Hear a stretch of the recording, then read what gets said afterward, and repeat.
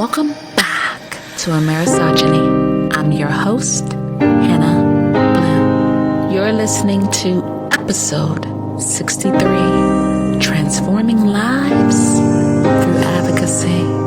Advocacy. That's the topic of today's episode. But I want to make something clear. Advocacy is the foundation of this show. Now, this is a podcast about mental health, but we're different. I've said before, you're not going to find deep breathing techniques or nice music to calm your nerves on this show. The number one mission of Amerisogyny is to advocate for the underdogs of the world, to speak for those who cannot speak for themselves, to amplify voices that would otherwise be silenced. The second goal is to find common links in mental health that bind all of us. No matter where you live in the world, we are all connected by mental health. There's so much focus on differences, too much. And so I choose to focus on what people have in common, and that is the mind. If you're a human being, you have a brain. If you have a brain, you have a mind. And if you have a mind, you're affected by mental health, one way or another. I was talking to a good friend of mine last week, and she said, I can't listen to you sometimes. Some of the things you talk about are so heavy, and I'm dealing with my own mental health. But then she said, I believe in what you're doing, the advocacy you do. It's powerful, and a lot of people can't and don't do it. You gotta keep going with it. And I will. I'm going to keep going. And I get it. The subject matter I bring sometimes isn't wine and roses, but that's exactly how I want it. That's how I think. When I think of mental health, I don't think, okay, today we're going to work on this. There are hundreds of podcasts just like that, and I'm not trying to copy any of them. This way, we have our own flow. On Amerisogyny, we focus on the mental health of people who cannot stand up for themselves, and we send calls of action to you, the listeners, to help others. It starts with one person helping another. You don't have to live in someone else's country to care about them. All you have to do is be inspired to advocate. We are in a generation of mindless scrolling.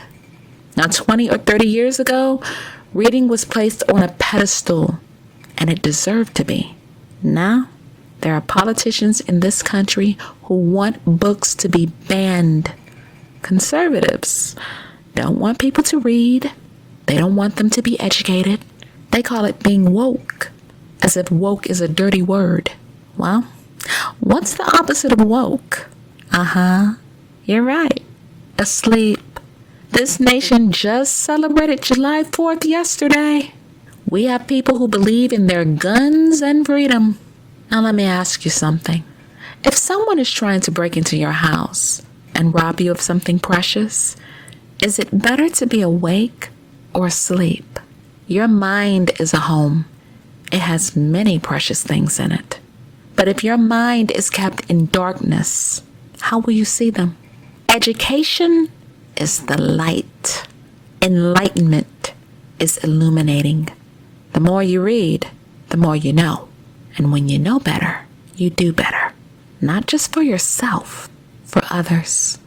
I'll let you think about that for a minute while we get ready for our first stop. This is a country I would love to see pop up on our radar. Papua New Guinea. Papua New Guinea is corrupt and very, very violent. Looking on the bright side, it has a lot of beautiful melanated people. Well, Papua New Guinea has crossed our path, and we're going to shed some light on them today. It's been said if you're a girl or a woman, Papua New Guinea is no place for you to be. Although the Family Protection Act was birthed in 2013, very few woman beaters are held accountable for their actions. And why? In 2016, their government still wasn't using it. It's estimated 70% of women are raped or assaulted during their lifetime. And the government's solutions for domestic violence? Mediation, compensation. It's been said a woman is beaten every 30 seconds, and more than 1.5 million are victims of violence every year. Their police are corrupt. Would you believe in the 2000s, women and girls are accused of being witches and are beaten by mobs of men? Witches, witch hunts. Now, where have we as Americans heard that? 1692, Salem Village, Massachusetts. Over 160 people were accused of being witches and 19 people were hung. This happened in the U.S. in 1692, and it's happening in Papua New Guinea right now. This is why I say you need to know history, not just your own, the history of others. Because if we don't know history, we're doomed to repeat it. In May 2015, a group of men in a secluded part of the Inga province killed a woman after she was accused of sorcery. Listeners, I have no doubt you're intelligent. Now, do you think they were held accountable for their actions?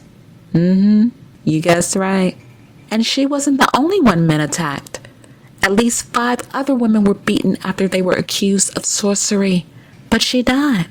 Also in 2015, Prime Minister Peter O'Neill starved his country's anti-corruption agency of funding.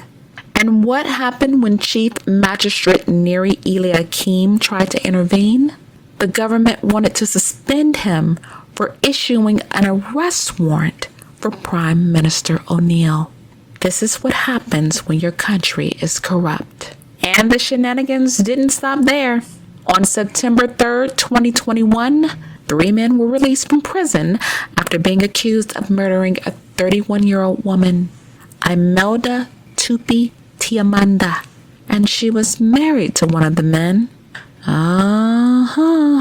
This happened in Mount Hagen. Well, the magistrate dismissed the charges, saying there was a lack of evidence. And get this, Imelda's body was found wrapped in tarp in the back of her husband's car. Once questioned by the police, allegedly he confessed to the murder. Now, what do you mean, lack of evidence?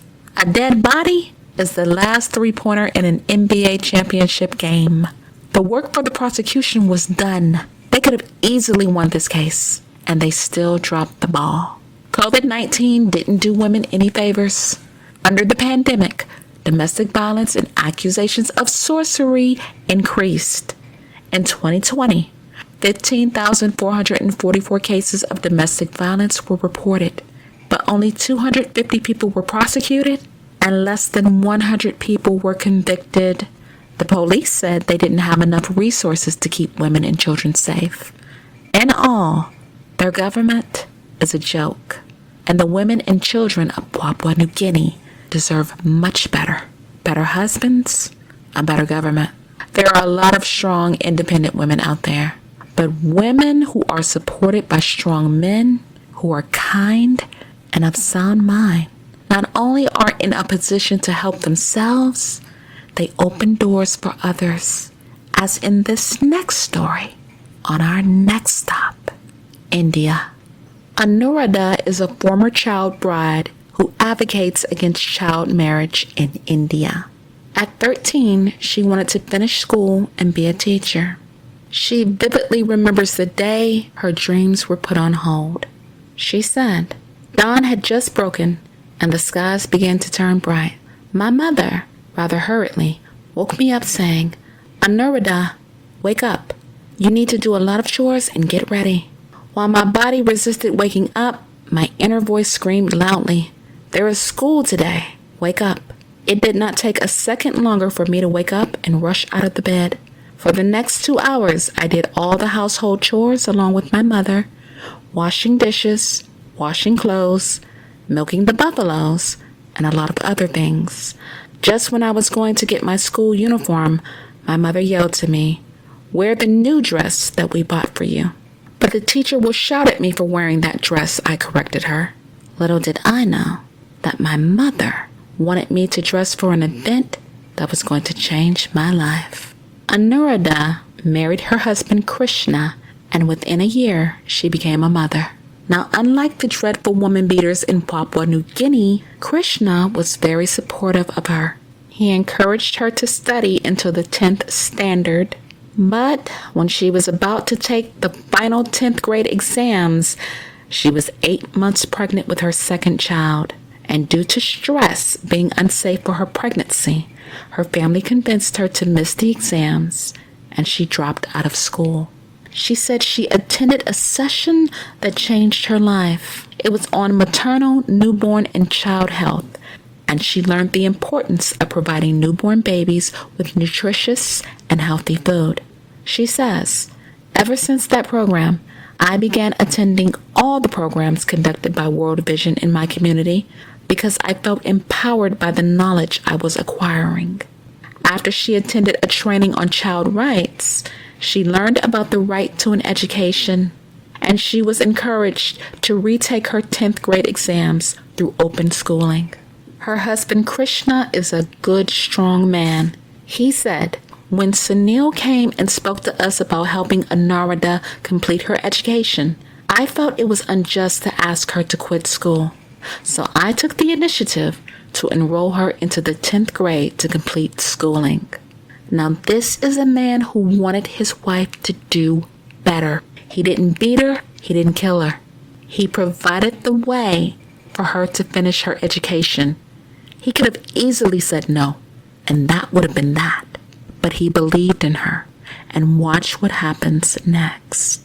Anuradha joined World Vision India as a volunteer and began training children on education and child rights. She went door to door in her village to get parents familiar with these ideas and worked to ensure that all children in her village were enrolled in school. She said, earlier, I used to be known as Krishna's wife, but now everyone calls me Anuradha. Anuradha also soon realized that child marriage was cutting short the dreams of many girls in her village. In 2016, she joined the Child Protection Unit formed by World Vision India in her village. The members were trained about child protection issues and how to tackle them. They were also made aware of agencies like Childline, who helped legally deal with cases of child abuse and child marriage. One 14-year-old girl found Anuradha and shared that her family was secretly forcing her to marry. Anuradha helped the girl report the case. When Childline visited the village, they counseled the family and stopped the child marriage. Within 2 years, she reported 4 other cases to Childline. Not only did they stop the marriages, they also conducted large-scale trainings on the consequences of child marriage. In 2017, Anuradha was recognized by the district collector with a bravery award for her work. She says, I know the difficulties of being married off at such a young age, and I don't want other girls to endure this.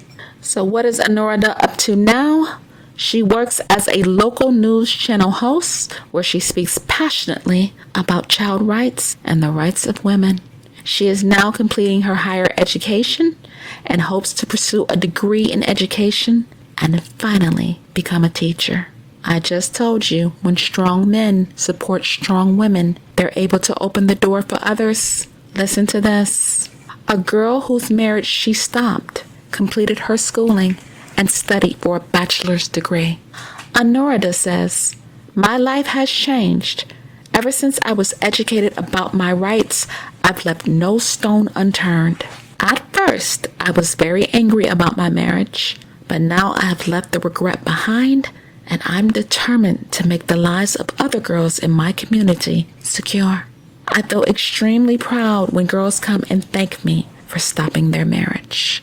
Now that is an awesome story about advocacy, support, and caring about your fellow human beings. Had Anuradha married the wrong man, her mental health would have suffered, and so would the mental health of many girls in her village. But even though she was given no choice in marrying at 13, she was able to stand up and empower girls in her village because she was empowered through education. Anuradha and Krishna have 3 beautiful boys, and they're proud parents. But not every child has great parents. And that leads me to our next story on our next stop, the Philippines. Now, police in Papua New Guinea might be corrupt, but investigators from 10 other countries, including the UK, the US, France, and Germany, launched an investigation against almost 200 pedophiles for paying to watch live-streamed sexual abuse of children. One sexual abuse investigator called it rape by proxy. Pedophiles pay very little money to traffickers in the Philippines, and at times these sick animals often use their own kids to make the live content. And what's heartbreaking, traffickers exploit the extreme poverty of people in the Philippines. But for 12 years, investigators all over the world have been tenacious. Every time a pedophile or a trafficker is arrested, their digital footprint, such as chats, financial data, locations, and IP addresses, are used to generate more leads. In 2022 alone, almost 500,000 Filipino children were trafficked to produce new child sexual content. Many of the victims were between age 3 and 12. The National Center for Missing and Exploited Children in the U.S., that's our country, received more than 32 million reports of child sexual abuse material from around the world. That is an 87% increase since 2019. I have no sympathy for pedophiles. I think they all should be castrated. And you heard me right. I said what I said. There is nothing, and I mean absolutely nothing, sexy about a child. I applaud all of these investigators for advocating for these children. If some of their own parents won't protect them, somebody has to. Well, not all parents are trash, and thank God for that. A group of parents are locking themselves in cells to better understand their children, and it's all going down on our next stop, South Korea. The cells are no bigger than a store cupboard. No phones or laptops are allowed inside, and there are only bare walls for the parents to look at. The parents wear blue prison uniforms, but they're not inmates. At the Happiness Factory, they're participating in a confinement experience. Most of the participants have a child who has withdrawn from society, and they've come to learn for themselves how it feels to be cut off from the world. Hikikomori was a term that was coined in Japan in the 1990s, and it describes severe social withdrawal among teens and young adults. In 2023, a survey was conducted. The study group consisted of people from 19 to 34 years old. More than 5% of respondents were isolating themselves. The confinement experience is a 13-week parental education program. It's funded by the Korea Youth Foundation and the Blue Well Recovery Center. The goal is to teach people how to communicate better with their children. For 3 days, the participants spend time in a room that replicates a solitary confinement cell. The hope is isolation will offer parents a deeper understanding of their children. Jin Young Hae, this is not her real name, has a son who has been isolating himself in his bedroom for 3 years. But since being in confinement herself, Miss Jin understands her 24-year-old's emotional prison a little better. She said, "I've been wondering what I did wrong. It's painful to think about. But as I started reflecting, I gained some clarity." According to Miss Jin, her son has always been talented, and she and his father had high expectations of him. But he was often ill and struggled to maintain friendships. He also developed an eating disorder, and that made going to school difficult. When her son began college, he seemed to be doing well for a term, but one day he totally withdrew. Seeing him locked in his room, neglecting personal hygiene and meals, broke her heart. According to Ms. Shin, her son has faced many challenges: anxiety, problematic relationships with family and friends, and not being accepted into a top university. She says all of these things may have affected her son, but he's reluctant to talk to her about what really is going on. When Miss Jen came to the Happiness Factory, she read notes written by other isolated young people. And she said, reading those notes made me realize, he's protecting himself with silence because no one understands him. According to research by the South Korean Ministry of Health and Welfare, there are many factors that cause young people to cut themselves off from the world. Some of the most common reasons are problems finding a job, issues with interpersonal relationships, family problems, and health issues. In a previous episode, I told you that South Korea has some of the highest suicide rates in the world, and its government introduced a 5-year plan to address mental health issues. As a result, there'll be state-funded mental health checkups for people aged 20 to 34 every 2 years. Now, sometimes your past definitely affects your future because the young people who isolated themselves in the 90s are now middle-aged and are dependent on their elderly parents. But hikikomori isn't the only issue Japan is facing. Now let's get ready for our last stop, Japan. In a previous episode, we talked about eugenics in the US and Nazi Germany. Well, it looks like Japan also used force to sterilize people with disabilities, and this happened from 1948 to 1996. The Eugenic Protection Law allowed authorities to forcibly sterilize people with disabilities, including those with mental disorders, hereditary diseases, or physical deformities, and leprosy.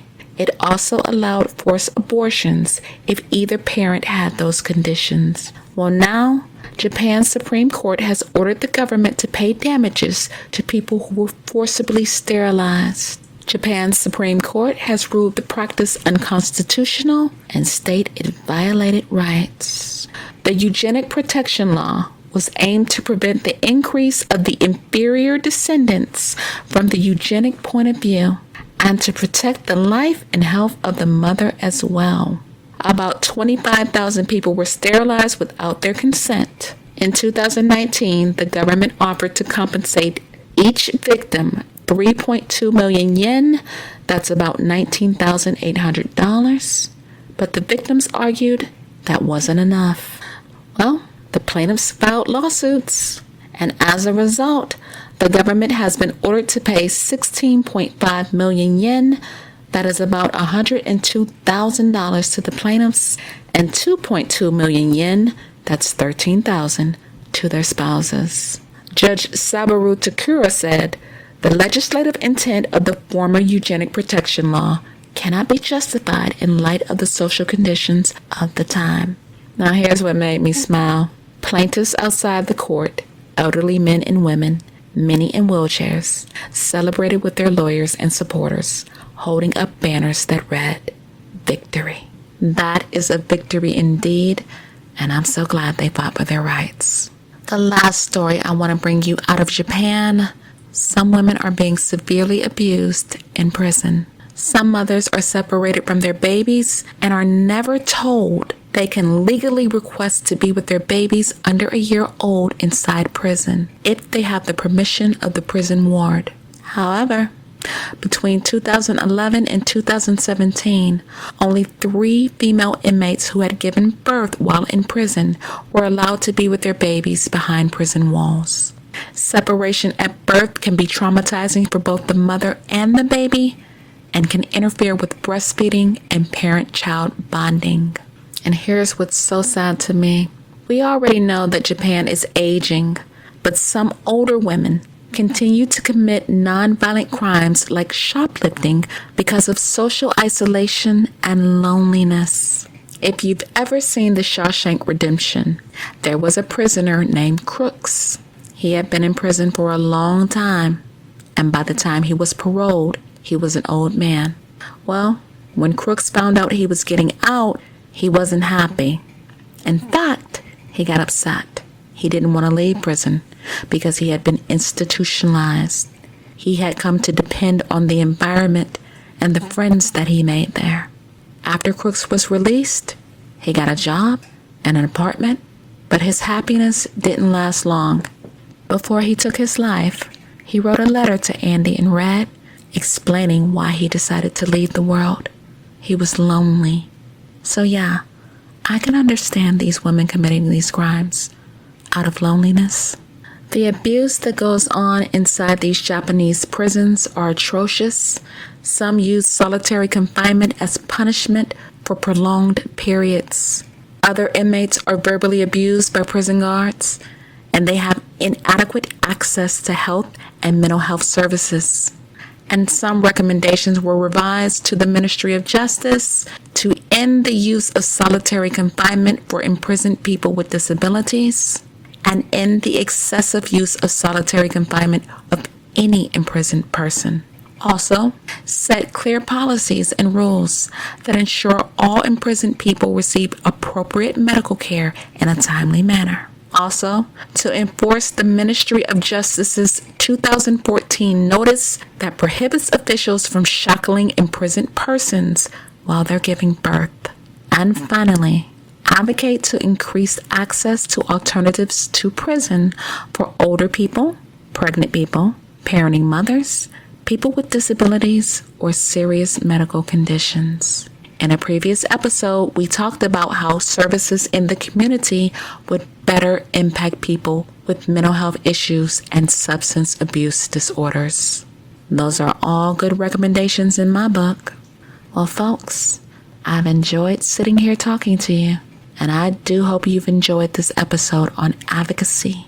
And sadly, all good things must come to an end, at least for this week, because I'm out of time. If you learned anything in today's episode, feel free to follow me. By now you know where. Podbean, Apple Podcasts, Samsung, Spotify, iHeartRadio, YouTube, and many more. The weekend is here, people. I want you to be good to yourselves and remember to advocate for others. I will be back with more stories. Be easy. Have a good weekend. Take care of yourselves. And as always,